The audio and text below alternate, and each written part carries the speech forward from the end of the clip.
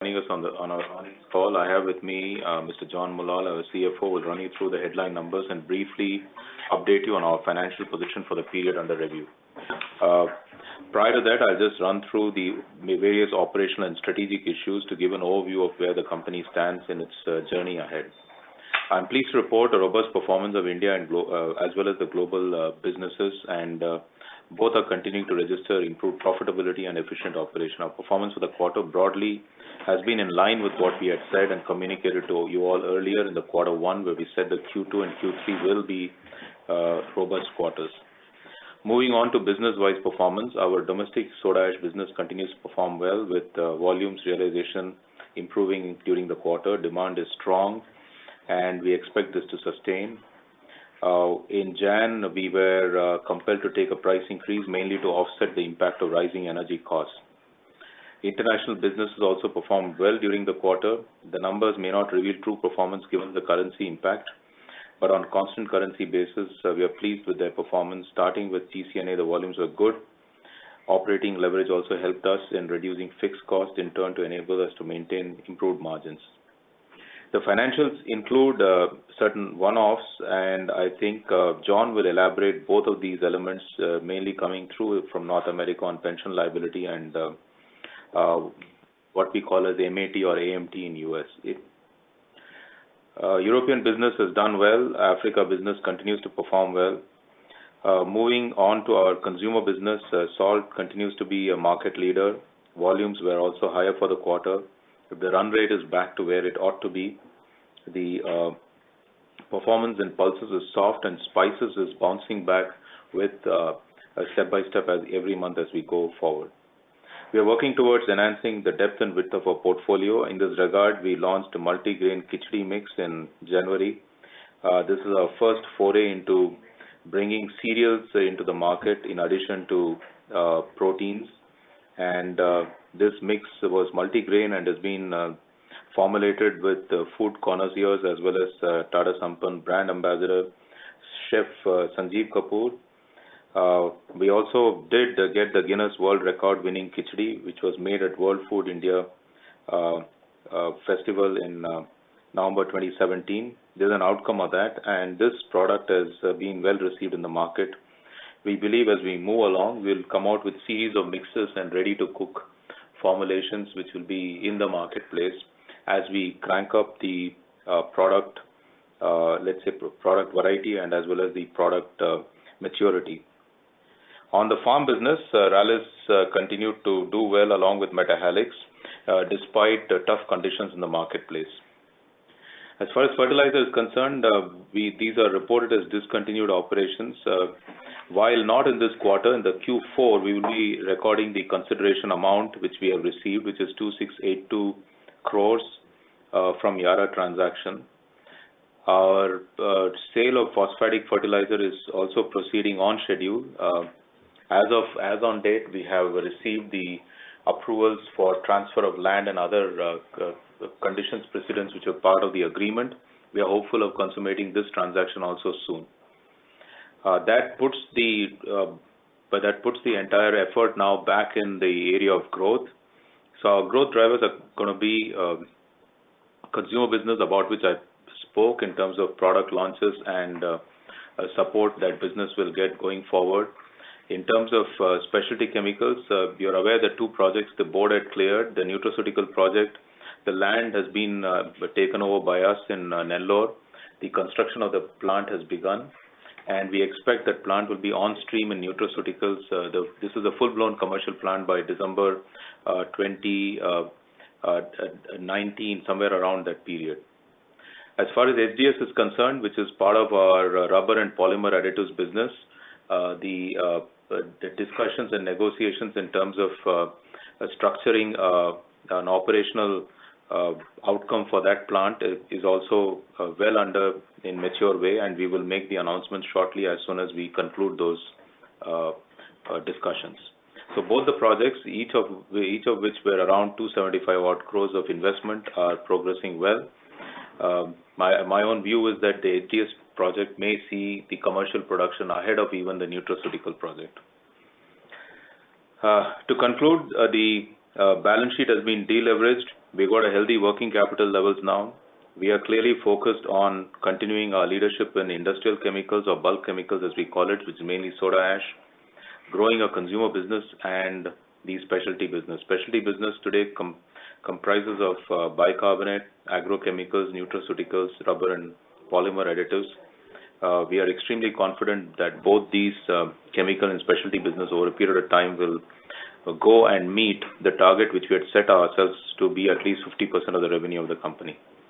I would also like to state and add that we are pleased the way the work is progressing, even in the inorganic chemicals business, where it is continuing to strengthen its position and it continues to deliver margins to support the growth of the specialty and consumer business. With this broad outline, I request John to give some insights on the financial performance. Thanks, Mukund. You will have received the analyst pack last night, so I'm not going to run through line by line on the accounting numbers. Certainly we'll answer questions later on, but I just want to talk about a couple of points of note. First of all, Mukund referenced earlier that we concluded the business transfer agreement with Indorama in November 2017. Hope to complete that by the end of this quarter, all being well. And North America, manufacturing performance, this is the first half of the tough period that we had in the last 2 years. That is the final quarter of the calendar year and the first quarter of the next year. At the end of December 2017, we're about 60,000 metric tons ahead of production for the last 9 months of last year. So that first phase of risk has disappeared. We're just waiting for the end of this winter, and we'll be able to report whether the winterization and the remediation work that the team had carried out in the last 2 years has borne fruit. The third point really is on, as Mukund referenced, some fairly large adjustments from North America.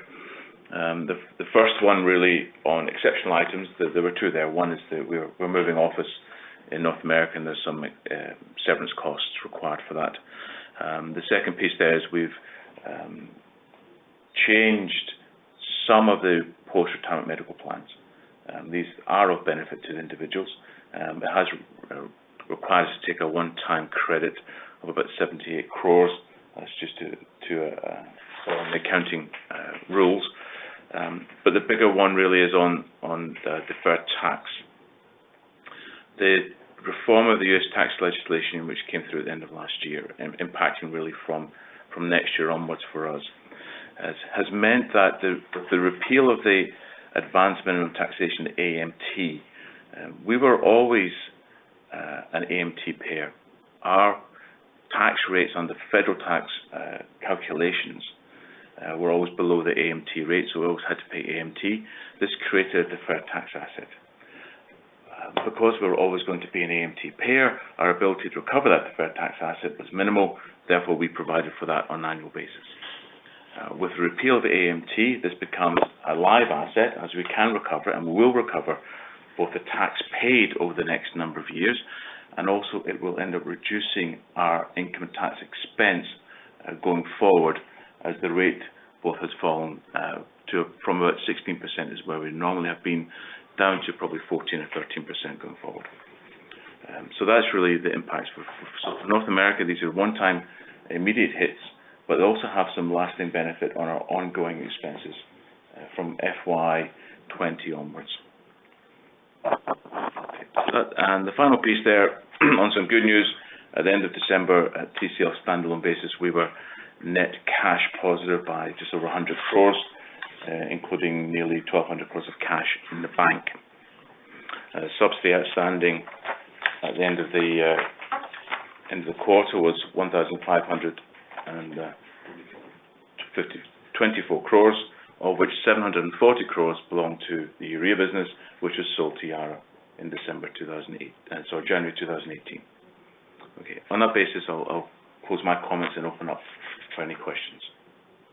Thank you very much, sir. Ladies and gentlemen, we will now begin with the question and answer session. Anyone who wishes to ask a question may please press star, then 1 on their touchtone telephone. If you wish to remove yourself from the question queue, you may press star, then 2. Participants are requested to use handsets while asking a question. Ladies and gentlemen, we will wait for a moment while the question queue assembles. To ask a question, please press star, then 1.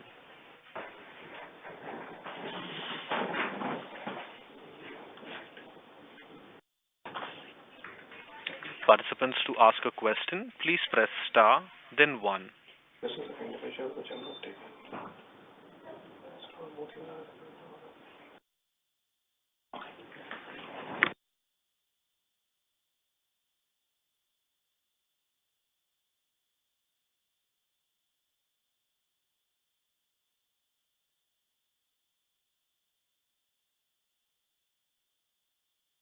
Participants would like to ask questions, please press star, then 1. We take the first question from the line of Viraj Kacharia from Securities Investment Managers. Please go ahead. Yeah, hi. Thank you for the opportunity. Just had a couple of questions. First is, just want to get in some broader clarity on, absolute debt reduction target we have, say, over next 2 to 3 years. So one is that, and second of the current debt on the Concall level, which is close to 6,000 crore. How much would be pertaining to the urea and the P&K? Because the deal just happened in January. So if you can just provide on these two. Okay, so of the gross consolidated debt of 5,977 crores, there is no debt relating to urea. There is no debt in India apart from some external commercial borrowings and NCDs, which are corporate style debts. Okay, so that's the first piece. On debt targets, I do not have a debt target. What we've seen now is with the Indorama transaction, this is the end of the first phase of reconfiguration of our business. Now we need to go into the growth phase, as Mokan has highlighted. He's highlighted the first 2 steps on the nutraceutical and the HDS. There'll be other processes to come forward. So until we've finalized those, we're not going to issue any debt targets.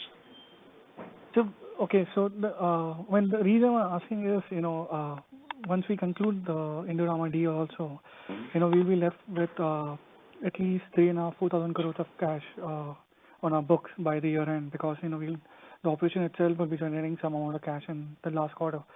So if we look at this cash position which we have by end of March, what is the broader idea? Where we looking to deploy this kind of cash? If not towards debt reduction. Yeah, I think the issue with debt reduction is very clearly this cash is getting accumulated to repay the debt. The issue which we have is that the debt reduction is going to be by the time at which we need to repay the debt. We just can't go. There's no point in prepaying this debt because it's very low cost debt. So that's one stuff which we are internally clear about.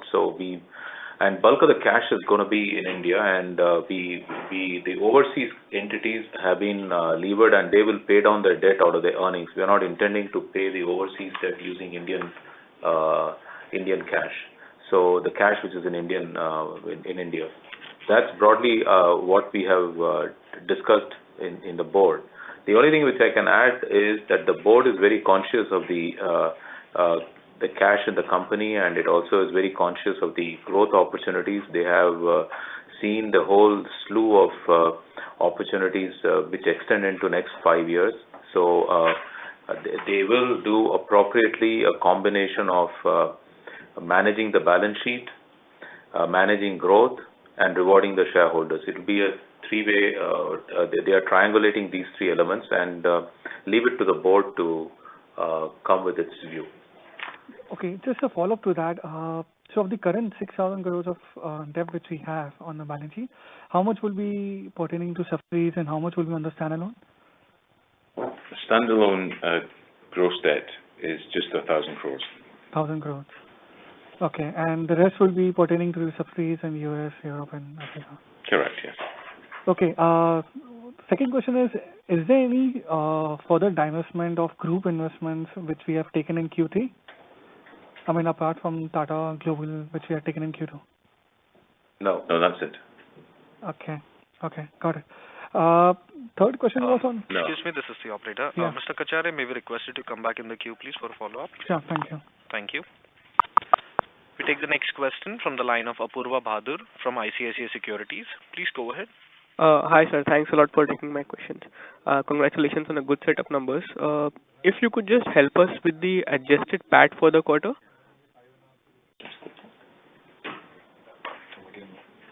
What is it you're looking for? Without exceptional item, I think. What you? Yeah, excluding all the exceptional items and the tax implications.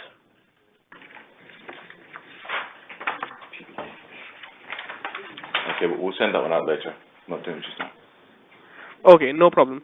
So secondly, this fertilizer business is now held for sale, so difficult to understand, I mean, about the breakup between the performance of urea and P&K businesses. So which business has actually done better? If you could throw some color on that. It doesn't matter to us because they both are going for sale and they've both done well. So they both done well. In Q3 we had expected that the fertilizer would do well, and it did. And usually phosphate underperforms in Q4. I'll just give you a historical trend. Urea continues to perform at a steady pace all the way across. Q4 will be even better performance for urea, and because some of the year-end adjustments come in the Q4, whereas Q4 will be anemic for most phosphatic players. Okay, great, sir. Lastly, this domestic soda ash business has seen some strength in both the demand and the realization side. So, is there any specific reason for this? I mean, increase in global prices, or why has the realization really gone up? So there are twofold issues. So we had highlighted that there is increased pressure within China to modulate their production because of environment concerns. I think that has taken out capacity, which has effectively been counterbalanced by increased capacity coming from Turkey. So the market's been fairly in balance, which has been my constant view all along, that this market will remain in balance for many years to come. The fundamental shift in the pricing has been driven more by cost increases. I don't think it is driven by any. There have been a bit of spikes in some markets because of lack of arrival of material. Southeast Asia saw a huge spike in pricing, but these are mainly due to, let's say, the inventory dislocations which happen from time to time. But if you ask me, the price changes are all driven by energy increases, and we do hope the pricing changes in oil, gas, and coal have reached a peak as of now. But if they do increase further, we are very clear that it will start putting pressure on the margins. Okay, sir. Thanks a lot. Thank you. We take the next question from the line of Abhijit Akela from India Infoline. Please go ahead. Yeah, good morning, gentlemen. Thanks a lot for taking my questions. First, just to understand the restatement in the inorganic chemical segment in the standalone operations, it appears that the previous quarter's numbers, EBIT numbers in particular, have been restated upward, and the margin now in that segment seems to be much higher than it's been in the past. It's almost 30% at the EBIT level, whereas previously we were around 25 or 26%. So I was just hoping to understand what might be driving this restatement and whether we could expect these margins to continue going forward. We haven't restated anything, Abhijit. So yeah. So from what I could gather from these financial statements, the September quarter EBIT seems to have been restated upwards compared to what we reported last quarter. Is that not correct? No, I think we'll check that. I think it should not get restated. Nothing has changed in standalone. Okay, fine. Maybe I can come back and check offline. yeah, okay. Thanks, Abhijit. And the second thing I just wanted to check is when we look at the breakdown of the businesses, the EBITDA breakdown of the businesses given in your presentation, the sum of the segments, the sum of the individual businesses does not exactly add up to the consolidated. I guess there's an elimination difference which is positive this quarter, whereas previously it used to be negative. Mm-hmm. So just wanted to check if there's some one-off income or something of the sort that's. Yeah, occasionally you'll get things like translation differences on preference capital between international subsidiaries and TCL. You may get some intercompany profit and stock as we sell from perhaps Kenya through to India as well. So they're going to be the small differences you're going to see. 40, 50, 60 crores, something like that. Okay, so that will be largely temporary. Yeah, it's just all back. They unwind and they keep sort of moving up and down. So I don't think there's any issue. I think the swings may be 25 to 30 odd crores in a quarter to quarter. Sure, understand. And one last thing. Excuse me, this is the operator. Mr. Okay. Akela. Thanks. Bye. Thank you. We take the next question from the line of Akshay Bhor from Kotak Securities. Please go ahead. Good morning and thank you for taking my question. First question is on the consumer business. Last year you did about, ex-salt, you did about 375 crores of top line. What's your expectation for this year in terms of top line, given you've already done about 10 months? And in terms of margin as well, where do you see yourself in FY18 and 19? So broadly speaking, in terms of the non-salt portfolio, we expect that it probably is going to be close to somewhere slightly higher than about, or close to about half of what it was last year, mainly driven by a sharp reduction in pulse prices this year. And also the pulse volumes we have toned down because we are only focusing our sales pitch to modern trade, not in all the channels. So we've actually pulled back from other channels and are concentrating first to build franchise in modern trade, where there is certainly a consumer pull for branded products much more than we see in the general trade.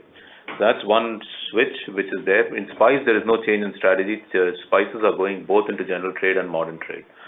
And we do believe that this year, in terms of the overall segment numbers, while they may not break even at EBIT level, they will certainly be better than last year because of better inventory management and better cost management. There are still investments going on in Sampann brand. The brand building exercise is costing us anywhere between 25 to 30 odd crores. That investment will continue for some time. Understood.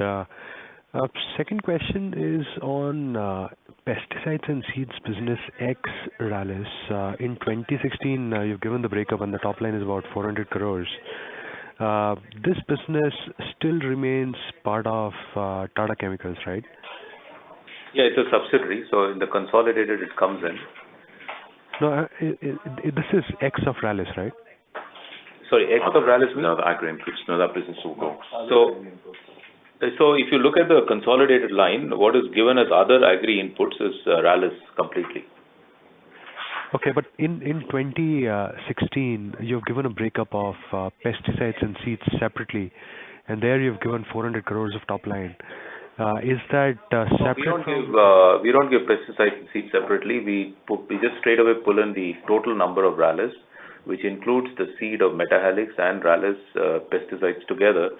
And Tata Chemicals only reports one line, which is other agri inputs.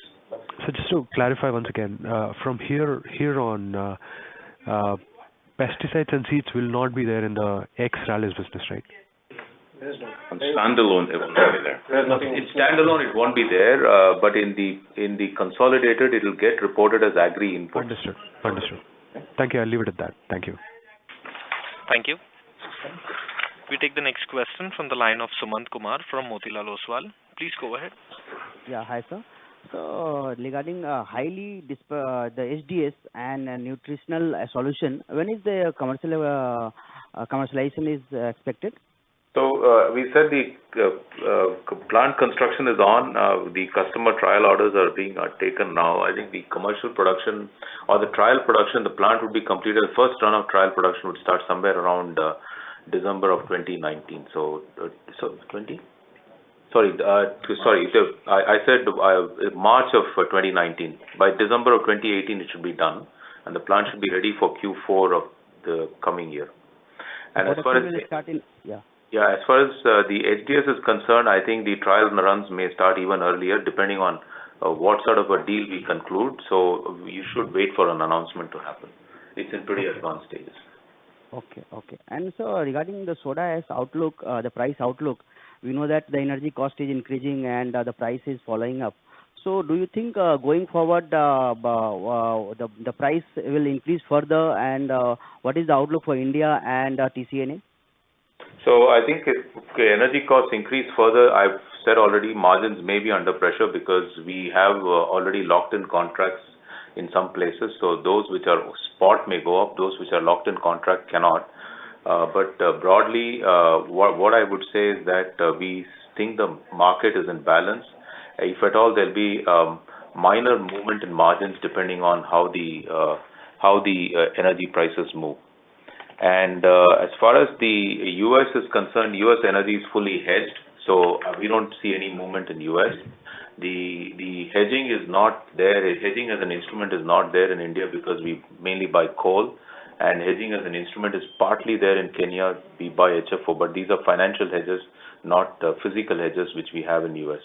So clearly, the issue is more on India and marginally on Kenya. In fact, but Kenya may in fact report better numbers than what we have because of certain market shifts which are there, but that's got nothing to do with energy cost.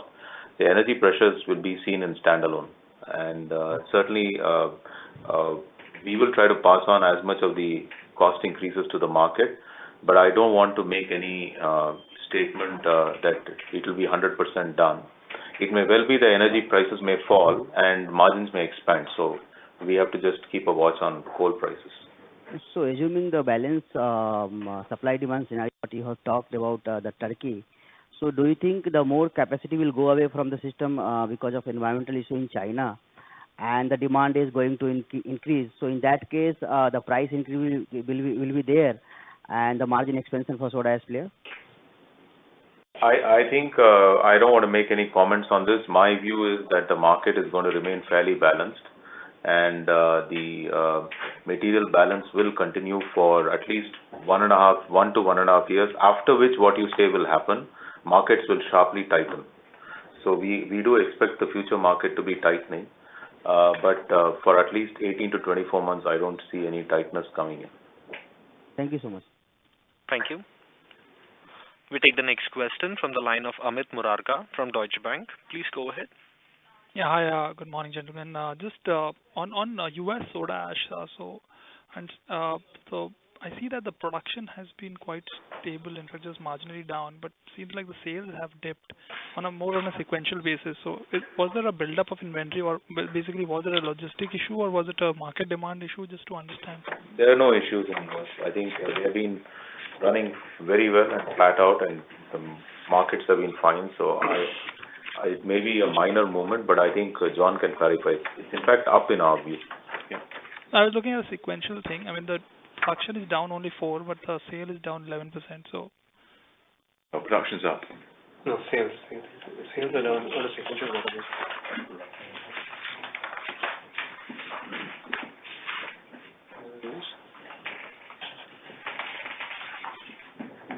Sales are up in the quarter against last year. I'm looking at it on a sequential basis. I mean, I know that YOY it's up, but more on a sequential basis, just to understand. Quarter. I mean, there's timing there. There's also some whether we produce for a boat that goes in the last week of the month, which is could be 30,000 ton movement. Yeah, and I think also there may be some customers may slow down in Christmas. It's got nothing to do with demand, nothing to do with production, nothing to do with more seasonality. Okay. Yeah. It's very minor. Yeah, the important thing is year on year, because we had some production issues last year. We've rectified those. They've not come forward this year. That underlying, that's more important for us than missing a boat or not. Yeah. Sure. Fine. Thanks. Thank you. We take the next question from the line of Amar Maurya from Emkay Global. Please go ahead. Good morning, gentlemen, and thanks a lot for the opportunity. Sir, my first question is on the North America operations. You said that your tax rate is going to reduce from 16% to 14%, right? Yeah, that's an estimate, yes. Yeah, so is it that the benefit which we are getting because of the reduction in the tax rate, that is what is the benefit coming in, or that is yet to come? No, what's happening is repeal of the AMT that is causing this reduction in rate. Okay. And secondly, sir, about the nutraceutical business and rubbers and additive business, we are investing almost around 275 crores each. That's right? Mm-hmm. So what is the kind of asset turnover ratio we can see in this kind of business, and what is the kind of ROCs we are targeting in this? So we have said that we don't clear any business which has any ROC which is less than 20%. That's our target rate. So I don't want to give any specifics. So you should go by the view which we have said in our strategy presentation. So these two meet those norms. Secondly, the asset turn in these businesses is anywhere between 1.5 to 2 times. And The rest of the stuff, I think, you should be able to construct it. Okay. And one last, sir, or same for the nutraceutical business. When we are talking about the nutraceutical business, I'm assuming this is a human nutraceutical business, right? So what would be the target market for these kind of products? So the plant is being constructed for the most stringent segment, which is the pediatric segment. Okay. But we may not just sell to pediatric. Once we set up a plant for pediatric segment, it can go straight from normal grown-up adult food to pediatric food to, it can go to animal feed. It can go all the way. Part of these also are used by shrimp farms, and so there's a good demand in India for that. So what we have done is we've set up the plant to make sure that it meets the toughest regulation. Mm-hmm. But then ideally the products which we are going to manufacture, what would be the market size of those products, and what is the kind of what would be the target market for these kind of products? Is it India? Is it overseas? Bulk of this is overseas. These are multinational companies. These are starting from pharmaceutical type companies like Abbott and others to food companies. So they are the ones who buy, and we have established now relationships around the world. We've put distributors around the world. So this marketing effort is, while production is in India, supplies are from India. It's around the world. Okay. So meaning this would be a very, very high margin business, right? I wouldn't make any comments on that beyond what I said, because it's a forward-looking statement. Yeah. Sure. Thanks a lot, sir. Thanks a lot. Thank you. Yeah. We take the next question from the line of Devendra Bhandari from Joinda Capital. Please go ahead. Sir, I want to know what will be after the receipt of this urea business money, how much interest reduction will be happening? Cost reduction on interest we are paying 88-90 crore quarterly. How much will be reduced? Cost of funds. No, I don't think interest rate will go down because we have to repay the loan, but the net interest will come down, and you can assume maybe 5.5% on the cash in the company. No. This on repayment of loans, our interest cost should come down, no? What are you going to do with this? What are you going to do with this money? You must have received about working capital and about 4,000 crore liquidity. Sorry, yeah, I understand what you're saying. We've already made a statement on what the plans for the business going forward. I'm looking at made that about 5 or 10 minutes ago. So this will not reduce the interest cost in the quarter. Your future interest cost should be reduced. How much it is expected? Again, it's forward, but you can work out the calculation yourself. You can work out the calculation. We will repay the debt when we pay, so that the interest paid will remain constant, let us assume. But there will be interest earning which will come into the company to the extent of cash. Okay. Yeah. Okay. Thank you. We take the next question from the line of Abhijit Akela from India Infoline. Please go ahead. Yeah, thanks for the follow-up. Just a couple quick clarifications. The price increase in soda ash in India, is that 400 rupees a ton? Could you please confirm? Yeah, that's right. And that's effective January 1st, is it? That's right. Okay, thank you. And second, just to confirm, the gap between EBITDA and PBT in the US business is only 20 crores this quarter, whereas previously it used to be as large as 70 or 80 crores a quarter. So I just wanted to confirm whether this is because of the actuarial valuation gain that you might have included within interest cost. Is that correct? No.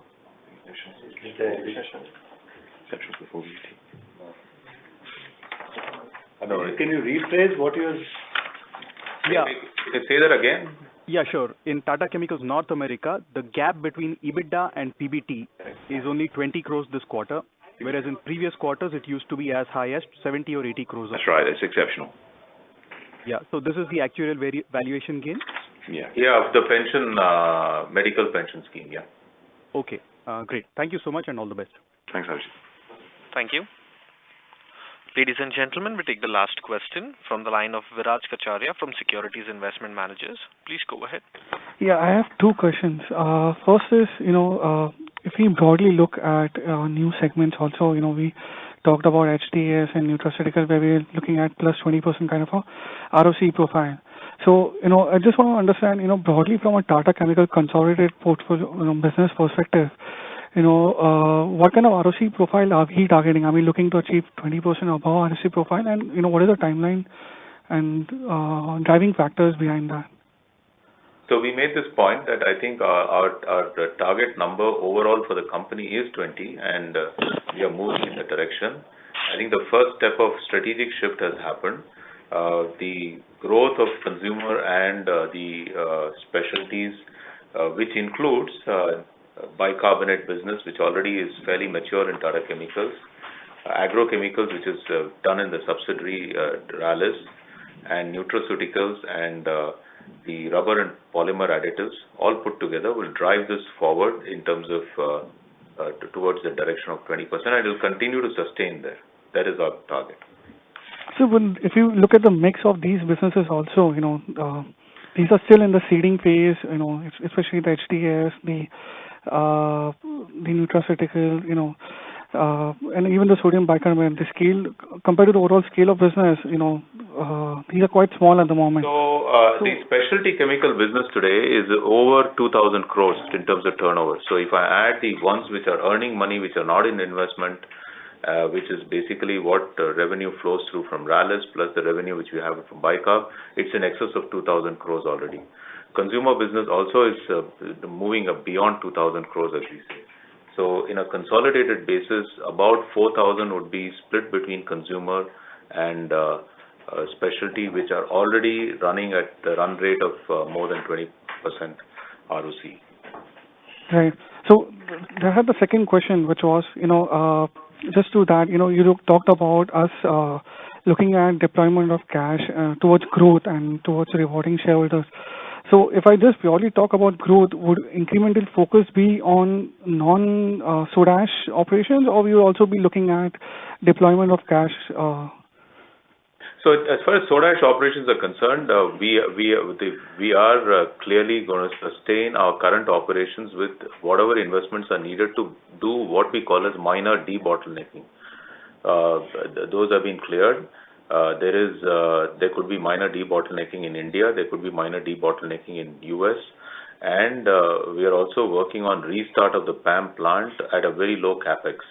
So these will be low capex, but certainly they will take certain capital. Our current capital, sustenance capital, is running at about 500. You will see some increases in some years by 200 or 300 crores, depending on whether we put in this incremental capital in or not. But they will certainly be paying back in about 12 to 18 months immediately. Right. And the last question was, on the debt repayment side. So of the total 6,000 crores, 5,000 crores, as you said, is in overseas subsidiaries.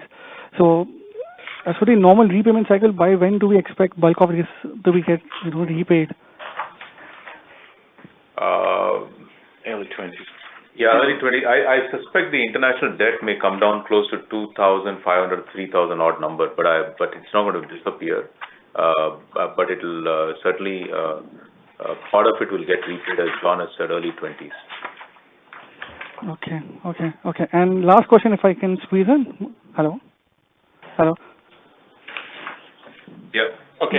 Yeah. So last question was on the soda ash side. If I look at the business in Q3, we have seen some pressure on the pricing side.